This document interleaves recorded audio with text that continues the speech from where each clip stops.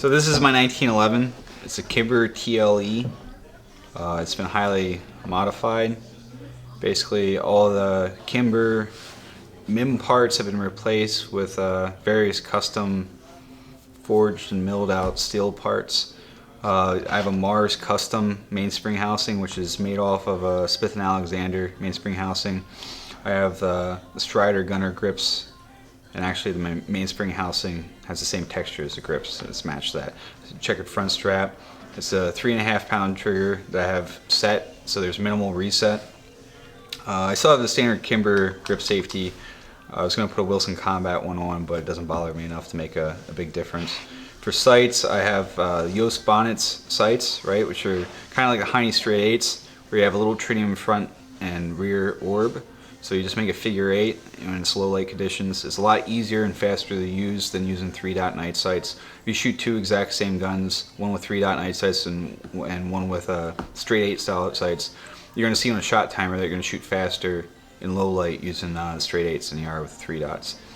I have a standard enhanced safety here. I don't believe in ambidextrous safeties. As a right-handed shooter, the gun's already out of the holster, so odds are the safety's already off. And if it's not, I can easily disengage that safety with my trigger finger of my left hand. So that's not a big issue for me. I don't have a very large slide catch on it because I don't use the weapon.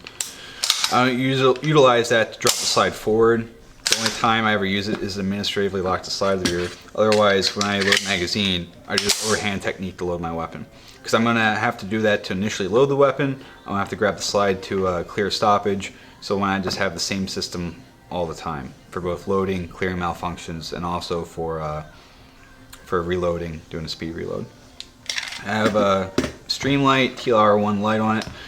I like Streamlight TLR1s for pistol lights. It's because they're not terribly expensive. You can buy one for every handgun you own. And I also like how their switch is a toggle action, where if I push down, I can just momentarily flicker the light, or I can flip it up and have it constant on if I want to take my support hand and use it to do something like grab out, draw out a new magazine or open a door or something like that. The Surefire lights are really good too. I mean, they're very expensive, but I don't like their switch mechanism. I love Surefire for their rifle lights, just not so much their pistol lights. I scalloped out my left hand grip panel here, so my thumb will intuitively slide down to the magazine release. Makes doing your reload a little bit faster, a little bit more fluid. So all in all, it's a beat up old 1911. It's kind of a variation of what a Marine Corps MUSOC 45 looks like. A lot of my buddies call this gun the Murr 45 just because it's very similar to the issue 1911. But not being a big fan of Novak sights, not being a fan of several other parts that are on the MUSOC 45, it's not quite a dead replica for that. But I've had this gun for a couple years now.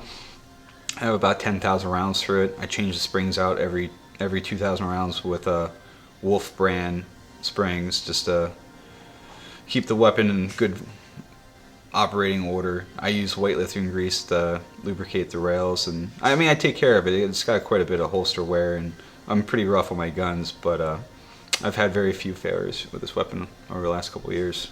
So that is my own personal daily carry 1911.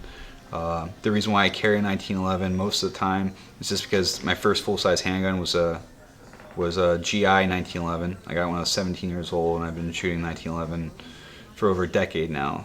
And then obviously in the Marine Corps, the only two services that still use 1911 in limited numbers are the Marines and Army Special Forces. So it's a weapon I'm very proficient with. It's not exactly a gun for a novice or an amateur. The Marine Corps just announced that they're going to be going with a Colt 1911 railgun as the official issue pistol for MARSOC. I personally don't agree with it. I think it's time that we leave this platform and go to something more modern like a Smith & Wesson M&P 45. But that's just the way it is. It's 1911 is the all-American pistol. It's the muscle car of handguns. There's better guns out there. I mean, ultimately, at the end of the day, it is an obsolete design, but it's still a proven design. It's still a gun that shoots very accurately and very well, and is very reliable if you tune it and do your part. So that's all I got for that today.